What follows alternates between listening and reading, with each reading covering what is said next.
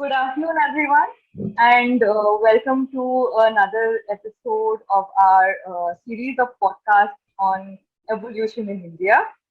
This is a series of podcasts which is mainly focusing on various developments around the EV manufacturing ecosystem in the Indian context. So, we have with us today a very important topic to discuss, which is about the development of the charging infrastructure for electric vehicles in India in order to enhance EV adoption. So, with that being the theme, we have two very important people from the charging infrastructure ecosystem with us today. We have Nilay Chandra from Ather. Nilay is a senior marketing leader currently leading marketing and charging infrastructure at Ather Energy. And as we all know, Ather is a pioneer in the EV space. Since 2013, it has been developing various kinds of innovative solutions for electric vehicles in India. We have vehicles, we have public charging infrastructure, as well as innovative ownership plans from Ather. And we'll hear more from Nilay. And we also have Akshit Bansal, who is the co-founder of Static. So Static is a startup in the realm of charging infrastructure. It is on its way and making great strides towards developing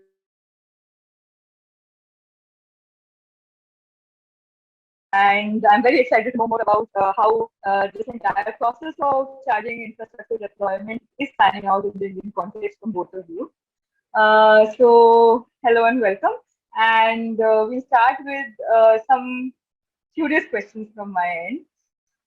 So, Akshit, what is your favorite EV in the four-wheeler segment currently? Triveni, I currently drive an MG ZS, so that's my favorite because I'm biased. All right. And what about Nilay? What is your current favorite EV in the four-wheeler segment? I think it's all the stuff that comes from Tata. It's probably the stuff that's built in India, and I think they understand Indian requirements better. So all the products which come from Tata. Okay, great. No one has a favorite Tesla yet?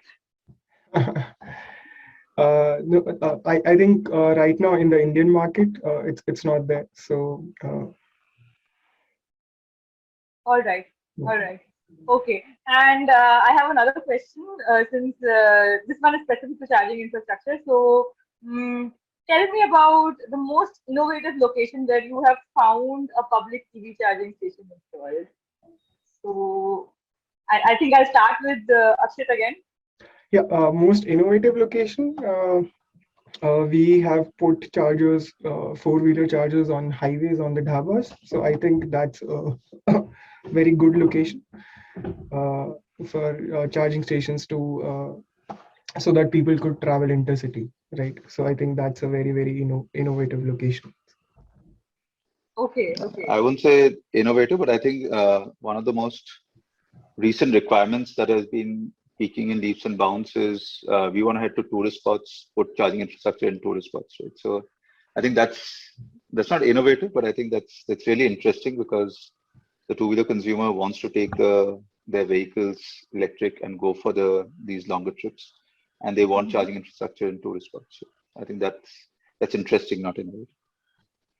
But I think that's a great development actually because range anxiety was one of the main issues with electric vehicle adoption. And if people are taking their electric two-wheelers for long drives, then why not? And to tourist spots, that's a good development.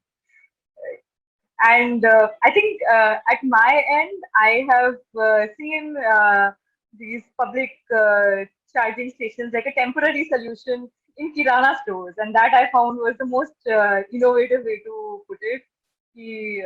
While you buy your groceries, you get your vehicle charged. So that's something we found out in Jaipur. Anyway, I think now we'll move on to the more serious questions for today's podcast. And I'll start with the question about the chicken and egg problem. And this one's for Nilay. In the Indian context, We've come across a lot about the chicken and egg problem when it comes to deployment of charging infrastructure. So, what has been your experience in that context, and what is the significance of a robust and standardized public charging network for promoting electric vehicle adoption at a city level? And how exactly can that be achieved? Oh, that's a very loaded question, but I'll take them one by one. So first of all, is it a chicken and problem? I think in the consumer's mind, it is a chicken and egg problem, right? Because the consumer believes that till there is complete assurance of ubiquity of charging stations, they would not end up considering an electric vehicle. Now, in reality, the behavior of electric vehicle is very different between a bus and let's say a non-personal kind of commute, personal commute four-wheelers and personal commute two-wheelers, right? So, if you were to really ask me that is charging infrastructure in public spaces the key bottleneck for two-wheeler adoption today, in reality, in execution, it is not, but in the perception of the consumers, it still is. Uh, where the chicken and problem is very real, and we can talk about in more detail, is that being able to charge at home is probably where the egg is for charging infrastructure in the two-wheeler space. Whereas in the four-wheeler space, I think realistically, because four-wheelers are purchased for longer distance travels and not for your daily commute, I think charging infrastructure settlement is like a real bottleneck for consideration of electric vehicles. So there, I think it's a real chicken and egg problem. But across places, because the international intelligence about charging infrastructure and electric vehicles comes from four wheelers, comes from countries where intercity travels are the most frequent use of their vehicles. And the perception is very high that till there is a huge amount of infrastructure, we just cannot adopt an electric vehicle. This was significantly high, I think, 3, 4 years back. I think now, with a certain set of consumers owning electric vehicles, I think that perception of that criticality sort of coming down. Also, the presence of chargers has increased by leaps and bounds, and we'll talk about it. So, with that, I think two-wheelers are sort of entering the space where the consumers are reasonably balanced between their need and between the sense of availability. But is it a journey to go? I think it's still a long journey to go on that perspective. And your final question was like, how critical is it for the overall evolution? I think charging infrastructure is I think charging infrastructure and electric vehicles is sort of analogous to the mobile phone and the connectivity world.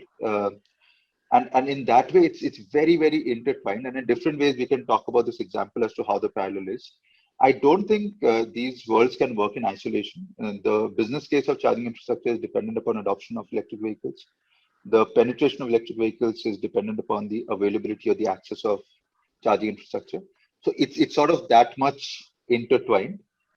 Though in reality, its actual experience or relationship is like your mobile phone charging and your mobile phone, which is sort of slipped in, and you don't think of your mobile phone charging as a different thing. It has just slipped into your life. I think that's how in reality the two-wheeler charging experience is. And we'll talk about more in this podcast about it. Right. Thank you so much, Nilay. And I'll take it over to Akshay. So, what is your take on the chicken and egg problem, and how can a robust public charging network be achieved? Since static is doing that, I would like to know more about it. Yeah, definitely. So I think Nilay mentioned it very well in terms of four-wheelers and two-wheelers. I think it's more of a real problem for four-wheelers because four-wheelers are meant to drive like intercity as well, and people drive it on long distances. So it is a very, very real problem there. Two-wheelers can still be charged at home because of low batteries, and at home you have the required load to maybe fast charge a two-wheeler as well. But in terms of four-wheelers, you do not have the required load to fast charge a four-wheeler. So it is very, very important to have public charging infrastructure which can charge faster four-wheelers. Now, I think to have a robust infrastructure, it is very, very important that it is accessible to people. So starting from your home to your office, to the shopping malls or on the highways, there should be charging stations so it is accessible to everyone, right? In a country like India, where a lot of people do not have access to parking in their homes, they would have to charge at public places. And the second thing is reliability of the charging station, which is also very, very important. Even if there are chargers, we should like they should be reliable, right? Or the experience should be reliable. The charger should not be broken, or the uptime should be there. And the third thing is affordability. Because what we have seen is because we have built chargers, we have built this infrastructure, a lot of the times it is not affordable because maybe the hardware is imported or it's a new technology. So the cost is really high. So to build this like robust infrastructure, it is very important that there is accessibility, affordability, and reliability of this whole charging network and the charging experience. So yeah. Thank you. I think those are very, very important points that you have put forward. And that's what I think we have to see how it pans out in the Indian context in the coming years. Right. So, Akshat, I have a related question for you. We know that range anxiety is one of the key deterrents for EV adoption. So, how can the recent developments in charging solutions and charging solution technology address the range anxiety issue in the near future? And additionally, we know that battery swapping could be a feasible solution for addressing range anxiety. That is in the talks right now. However, it's in a pretty nascent stage in the Indian context. So, in what ways can charging stations collaborate with battery manufacturers for further updating and upgrading charging? Right. I think, yeah, in terms of range anxiety, being an EV owner myself, I believe that range anxiety is not that real. To be honest, if you are a two-wheeler driver, especially because you can charge at home, and there are a lot of plug points that you can charge within the city as well. In terms of four-wheelers, it becomes a problem, but the infrastructure is developing. Government is pushing a lot. There are lot of private players like us as well who are building intercity networks. So I think this will decrease over a period of time. Uh, and today you need to plan your travel. But what I feel is range anxiety is overrated, to be honest, than it is real, right? The second thing is in terms of partnering with a lot of battery manufacturers and OEMs. We feel that there can be a lot of other ways that vehicles can be charged, not just plugging, like battery swapping and like wireless charging. We are also working with some of the OEMs on battery like wireless charging technology. So it'll take a lot of development and a lot of involvement with all the different stakeholders like OEMs, governments, different corporates, and private companies like us, right? But what I believe is that in terms of battery swapping, I think Nilay would be able to answer it better as to a lot of personal segment two-wheelers have not moved towards battery swapping like Ola, Ather. They've not moved. Tesla is not to battery swapping. And what I believe is that it compromises the performance because the battery is the heaviest part and it has to be at the lowest part of the body to maintain stability and aerodynamics and all of that, right? So it depends. I think Nile would answer that better as to what technologies they would come up and we would have to adapt accordingly. So we are like ancillary services to the OEMs, right? Right. Right. So I think I'll give it over to Nilay to answer the question about battery swapping. Nilay, if you could please No, tell us not more not about it. one podcast, not one interview without spending 10, 15 minutes on battery swapping. Still, the awareness is. No, I think it's like I told in the previous point, right? A lot of our thinking about charging infrastructure, electric vehicles, is taken from the international world, right? And we know category after category that you can't just pick something from the international world and put into India. India is India, and there are certain reasons why certain things behave that way. We have a segment of consumers, a certain type of behavior, a certain type of country that we live in, right? And I think like usually when I list these 10, 15 points of why.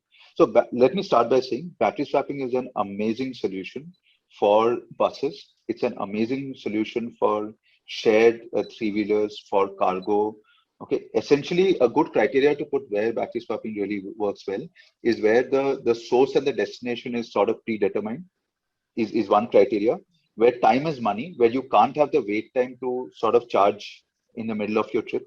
So I think that's sort of the second case. Where standardization is very easy. If you get a fleet of, let's say, cargo vehicles, you can afford to go to a single partner, go for a single specification, have the same battery, and places which are more capex intensive. Overall, your business is capex intensive, so you can invest on swapping way early. So I think these are the holy combinations of spaces where battery swapping works well, right? And there are a lot of companies in India who are working towards battery swapping into these categories. I think in the personal space, battery swapping does not work.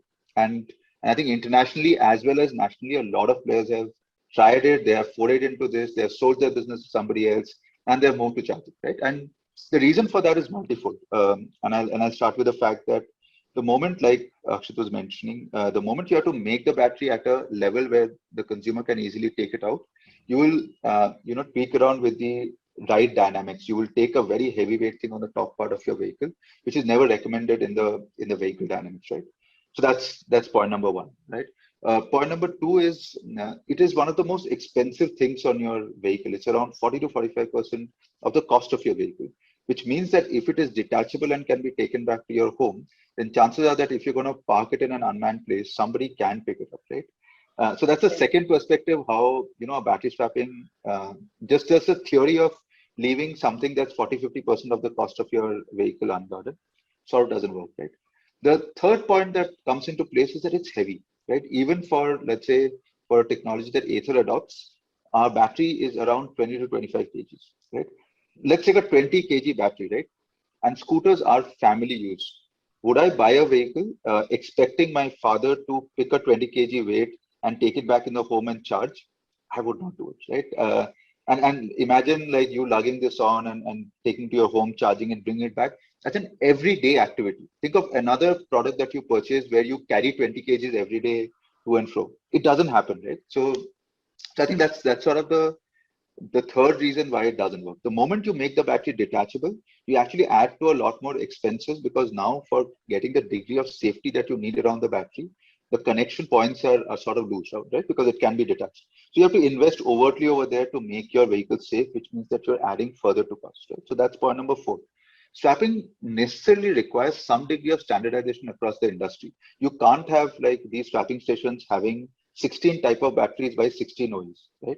Which means you are asking to standardize one of the things which is the biggest differentiator in the category, which is the battery. The battery is the heart of the vehicle. If you standardize the batteries across all the players, then you'll take away a huge amount of the differentiation, right? So that's point number five. When you get into a swapping, the overall vehicle's performance, the overall vehicle's safety is highly dependent on the battery. So let's say, if you pick up another new battery and there is something that goes wrong in the vehicle, it's very difficult to find accountability of whether it happened for the battery and hence the battery swapping company should be responsible, or it happened because of the vehicle and the vehicle company should be responsible. Have I reached 10 points? Right. I don't know. But I could go on like this. The point I'm trying to make is that while on paper it looks like a perfect solution, it really doesn't work for the Indian context. And there are better solutions which can solve the same problem that we're trying to solve without getting to the swapping way. And I think most of the OEs have worked on that path and have like sort of understood. We luckily sort of understood this really early. So we from day one started investing on faster and faster and faster charging. And that's where we think, the final destination lies for personally owned vehicles. Yeah. Okay, so since you mentioned the point about standardization, I think I'm going to direct my next question at you. And I would like to know that the government and private players are actually making conscious efforts towards developing charging infrastructure across the country. And as you mentioned, standardization is a very important aspect for it, as well as for India's plans of localizing the entire charging infrastructure manufacturing ecosystem. So, what are your views on standardization, and what is Ather doing towards that end? So a What? whole bunch of things. We are talking about standardization now of the charging infrastructure, right? And I think towards that, government has been holding a committee for the last 3 years where they are working with the OEs, with the charge point operators, and different bodies of government to come out with standards which can get used for four-wheelers and two-wheelers of India, right? And like Right. while a lot of things were in the works, I think this year has been a good year in the way that actually some of those standards have come through, right? So there is an LEV standard which has come through for the normal speed charging, and there is a DC standard which is underway in that committee for discussion. when we started, there was no standard out there, and even in the two-wheeler space globally, there is no standard which works right for two-wheelers, right? There was an AC001, etc., and it was sort of put onto two-wheelers because again, it came from the international thinking of what could work, but it actually did not work for what was right for the vehicle. Now the standards that we are trying to think are actually thought grounds up for what will be right for two-wheeler vehicles, and like the charging standard that we have, which is a combo standard, is one of those which we believe is very well suited for the two-wheeler industry in general, right? And that is the reason while we built this and we have a lot of patents around it. In the middle of this year, we actually opened up our charger and said that it's no longer going to be proprietary to us. And any OE can come and build based on this charging connector. Any charge point operator can build products on the base of this so that there is aggregated demand and there is some sort of standardization at the connector level. We are also working with the same ETD 51 committee to see if this can be adopted as the combo standard for the country. So once that happens, it sort of makes it very easy for every player to start adopting it. And there is already an infrastructure out there. We already have like 200 plus locations. We are almost heading to 500 locations. So you readily have like a charging infrastructure ready the day you start adopting this. And tomorrow, all other players are going to build infrastructure of this nature, and there is going to be aggregation. So I think on the AC charging, there is already great moves that are happening towards standardization. Not only us, I think every player is now talking about putting those in the private premises so that not only their vehicles but others can charge. Similarly, in the public side, we need a standard to come. Ather has taken the first move by opening up the standard. We are working with the government, and we hope that the government will move on this really fast, and we will have a fast charging public network which can be used across vehicles. And the day that happens, I think this category will start adoption really fast because charge point operators will find it way more easier to invest on a particular standard because they know now there is aggregated demand across all two-wheelers. And two-wheelers are 85% of vehicles which sell in India. We are huge, right? And Right. so like though initially all charge point operators started with four-wheelers because connector standard was sort of established.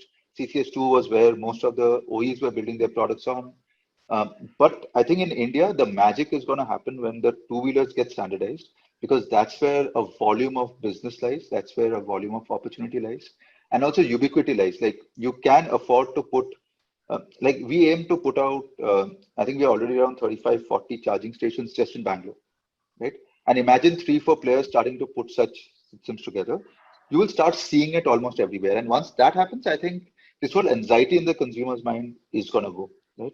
So, which is why putting enough, having a standard, putting enough of them in public so that people can see it, and putting them in across all private locations, whether it's offices or whether it's home, so the consumer can actually use it on a regular basis, is where the opening of this category penetration lies. Right. I think that was brilliantly put, Nilayat. Thank you so much. And I think our listeners would be really glad to get these points in such a simple, put forward in such a simple format. All right. So I'm going to do a counter question to Akshit on Ether's move to open up the proprietorship of charging connectors. So Akshat, what do you think of this particular move by Ather, and how do you think that's going to that's going to pan out for other OEMs and also for charge point operators? And how would that help in achieving standardization? Along with that, what impact do you think it is going to have on the future of R&D in the charging infrastructure space? Yeah, I think it's a very, very welcome move because especially in terms of two-wheelers, there was no standardization earlier. So it was very difficult, especially for a charge point operator to invest on a charging station, right? Because you were not sure if you would get the investment back or not, who would charge there. So I think it's a very, very welcome move. And given that the impact it will have is that if more and more players come and invest on charging stations, which are the Ether standard, I think a lot more two-wheeler OEMs would also adopt the same connector and same technology. And I think it'll be a circle where, and it'll be like a network effect with more OEMs getting into the same technology and more more CPUs would build chargers of the same technology. So I think it'll have a huge impact, and I think it's a good move and a welcome move. So yeah. But in terms of four-wheelers, I would just add that there's pretty much standardization already. So I think there's no problem in terms of four-wheelers. What about research and development? How is that going to be impacted if proprietorship is opened up, or if standardization is? If sorry, I missed that point. So, how will this opening up of proprietorship affect research and development in the charging infrastructure space? Because, as I understand, any kind of disruptive technology brings in a lot of opportunity for R&D. This is also the case for electric vehicles. So, how is that going to be? I think it will be accelerated because if someone has already built something, right? You can just learn from them and maybe improve on them and maybe take the technology and build something over it, right? So it'll just accelerate the whole R&D process for a lot of people.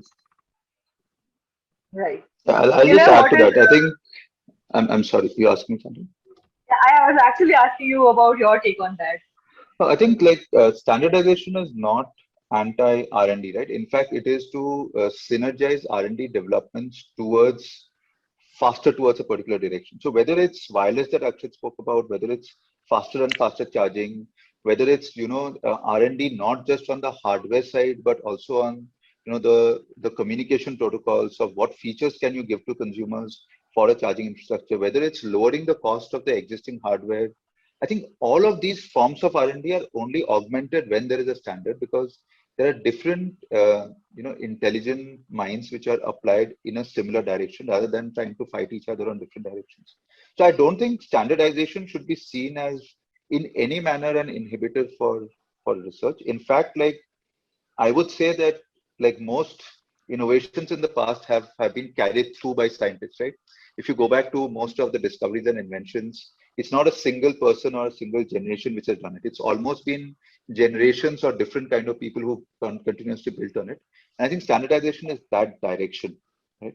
And the good thing about two wheelers is that India rules the world when it comes to two wheelers. So when we are able to innovate, when we are able to put standards, we can almost drive it across the globe, right? And one of the aspirations is for India to become the manufacturing hub of electric vehicles and electric vehicle equipments, and that plays huge, right?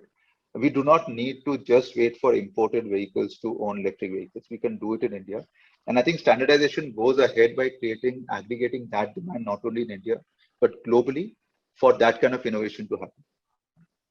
Right. Yeah. Thank you. I have a last round of questions for the serious discussion, but this is based on the business model aspect of both Aether and Static. So I think I'll go with Akshat first. And Akshat, tell me about the various business models that can be developed for charge point operators to ensure that there's additional revenue or some additional scope for business development. Yeah, I think charge point operate it is a very simple business. You set up charging stations and you earn by selling energy whenever someone charges on your network, just like a petrol pump would. Uh, so that's a very simple transaction, and there is nothing more to it. Just that you can have additional revenue sources by, for example, advertising on the chargers. Maybe because it can be set up at a prime location. So I think it's a very simple thing. Apart from that, what I would say, other than a charge point operator, is if you go deeper into the technology, there are a lot more opportunities when you build the chargers or when you build the software. So it can work in both ways in terms of you can sell the hardware to a lot of OEMs, to a lot of real estate companies, and in terms of the software, you can build an aggregated network where you aggregate a lot of other charge points, a lot of other charge point operators, and you become a customer facing interface, right? And you can bring in a lot more advertisement revenue on your software from that as well as addition to it. So I think those can be other ways as well. Right, right. Thank you. I think that is one of the additional benefits of setting up a public charging network in India, Okay. right? All right. And Nilay, I would like to know what are the challenges and benefits of integrating charging solutions along with the main operations of an OEM, and what has this journey been like for Ether? This is in the context of traditional OEMs not really being, having to think about setting up a petrol pump or additional infrastructure for the sale of their cars or their two-wheelers. So what is it like for in the electric vehicle space? So I think there is no wrong or right in this one. Like when we started, unfortunately for us, there weren't so many charge point operators or there weren't so many players who were take up this mantle. So there was nobody to set up the petrol pumps as you say, right? So I think and without the petrol pumps, it won't run. So for us, it was really not to say that, oh, this is the only thing that we want to do, but it was really that it was to be done for the industry to trigger. And there was a lot of skepticism, a lot of pessimism around this. This model won't work. Forget the monetary aspect of it. That you can't put it in these locations. It can't be built around safety. No location will agree to it. So I think somebody needed to take that journey and say that, look, this can be done and this is how it can be done. At the point that we started, everybody was talking about, yeah, it's going to be there in government locations. We said, no, it's going to be there in malls. It's going to be there in uh, cafes, right? And we were in that way very deviant from the view at that point of time. Today, it almost seems all merged because everybody's saying the same thing. You go to any OE's charging infrastructure communication, and it will sound like what we said 5 years back, right? And I think that's a good place to be in because we sort of took a direction, and now everybody sees merit in that direction. So I think that way, that's how the layer of it started. But it is possible to have like the relationship that many OEs have where this infrastructure is completely separate for them. And there is also a lot of synergy when you can integrate it because see the experience of the consumer at these locations, the kind of speed that you can get with these chargers, all of them are very, very tightly integrated. Right? And when you can integrate all of that, the consumer's app, how their need is, what kind of range they have, what their typical trip is, to what chargers they like, what is the typical type of frequency of charging that they like, which are the places that they visit the most. When you are able to integrate all of them, then you are able to give a notch higher experience to the consumer for that same charging, right? And I think there the opportunity is high.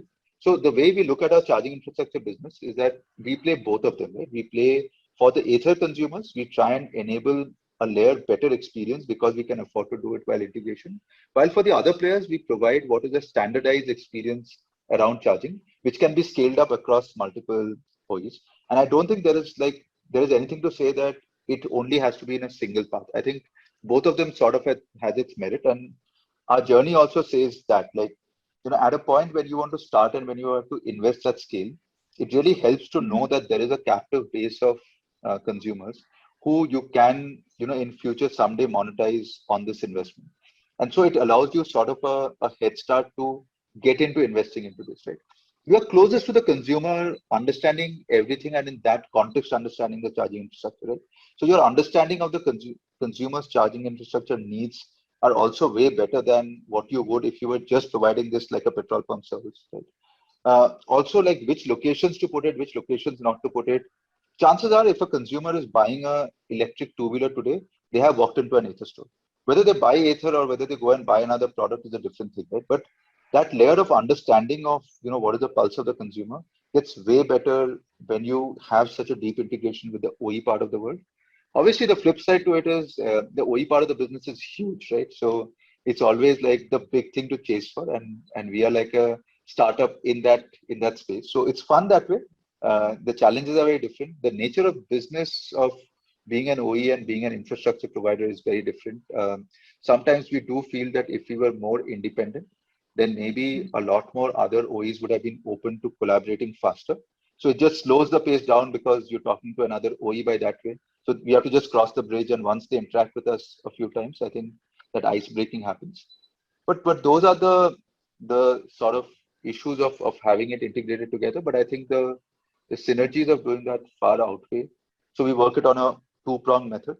For Ather, we go deeper in our experiences, more integration. whereas we keep the layers separated enough for any OE to come and sort of get on board and leverage from this method. And it's been very interesting so far. So Quite an interesting journey, right? And thank you for sharing excerpts from it for us.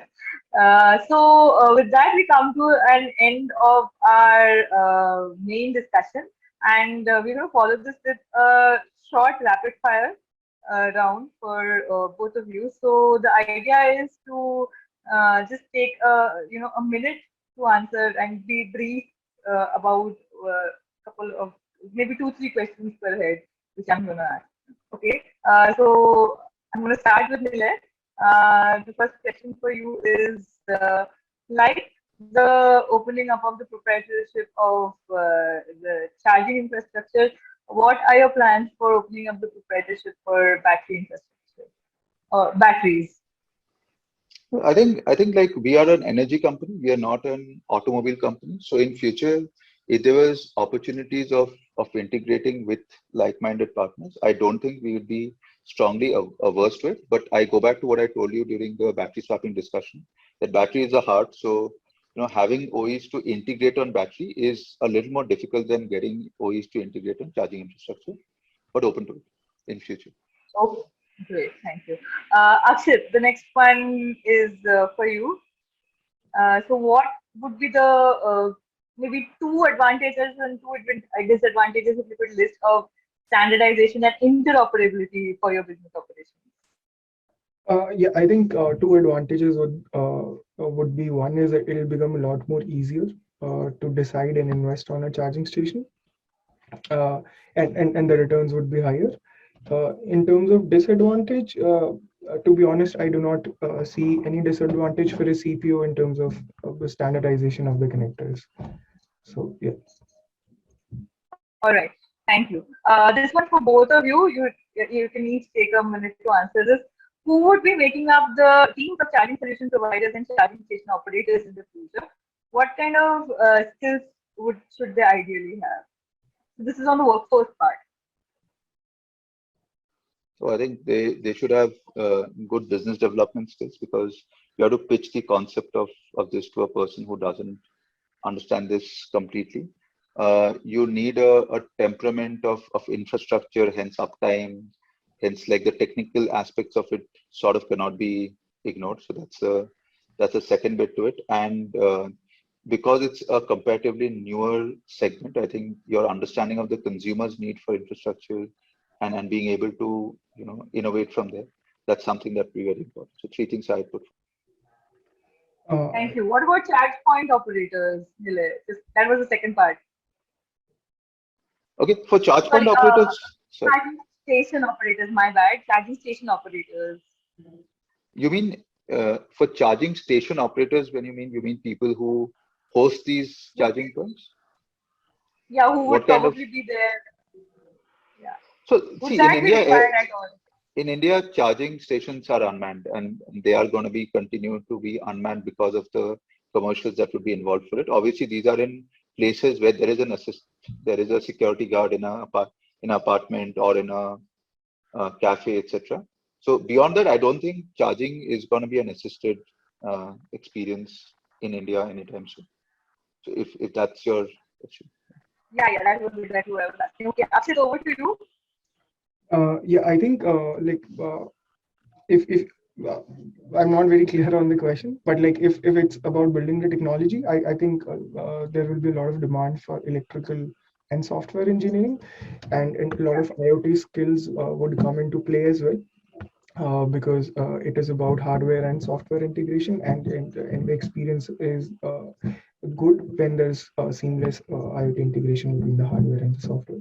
So I think that is very important going further. Then in terms of engineering side, I think a lot of energy background, batteries would be helpful. A lot of power engineering would be helpful in terms of faster chargers, DC chargers where rectifiers are there.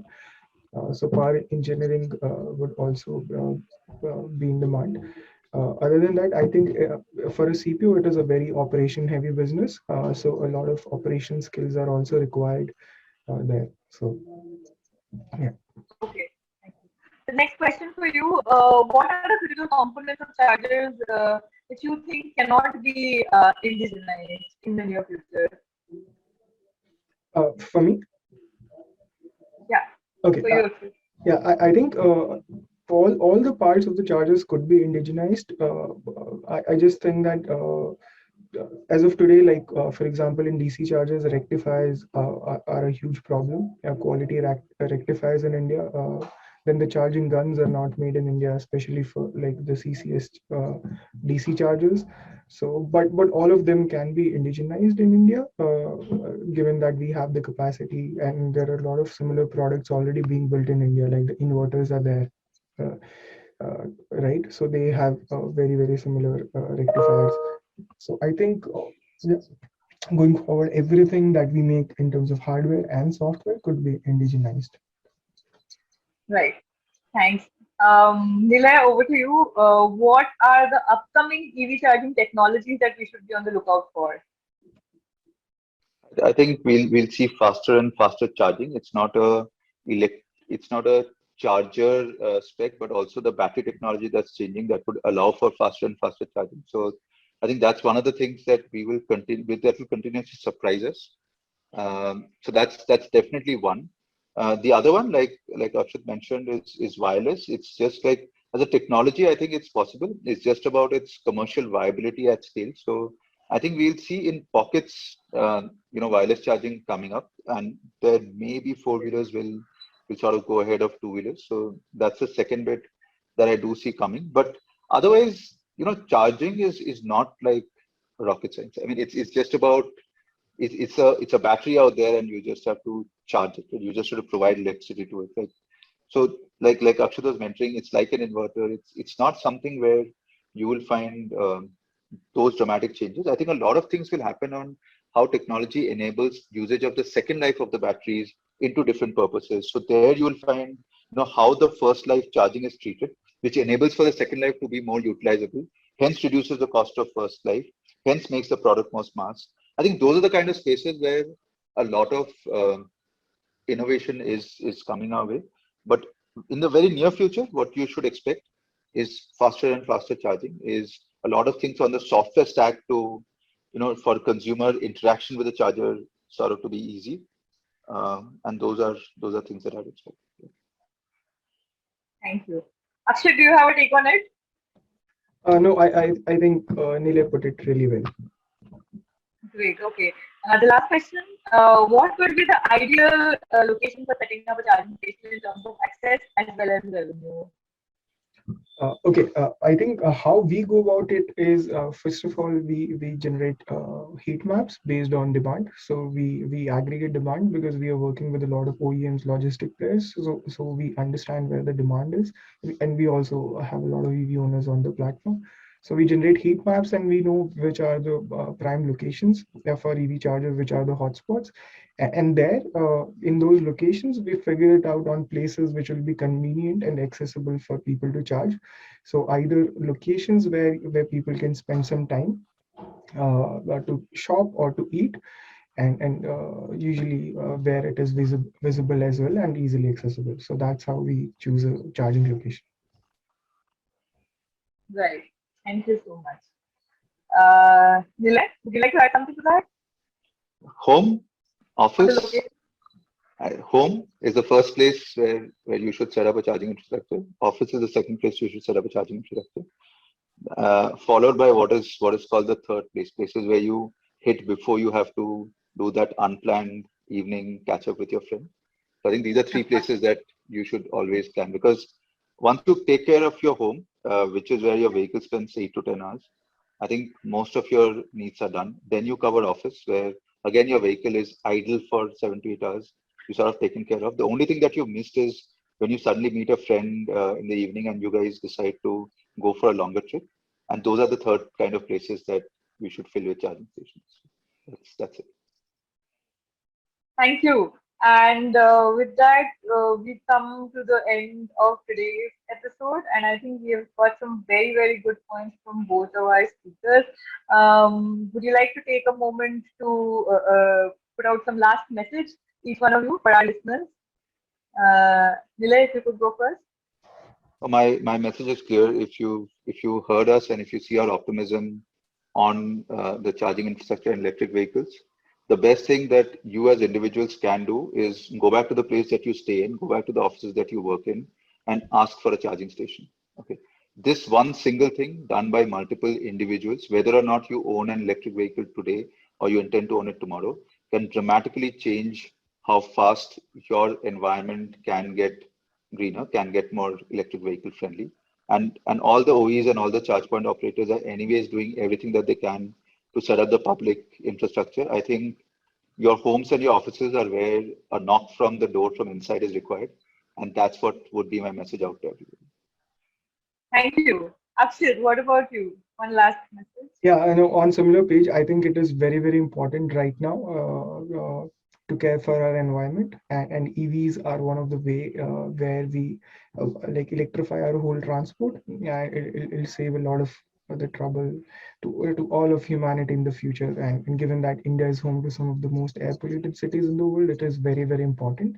So given that we are a charging company, I would request I would have the same message as Nile as to it does not matter if you have a charging station, if you have an electric vehicle or not, but it is very important that you have a charging station in your premise, in your residential complex or your office. So just ask out for it, because you would be one of the reasons to solve the chicken and egg problem that we all talk about, right?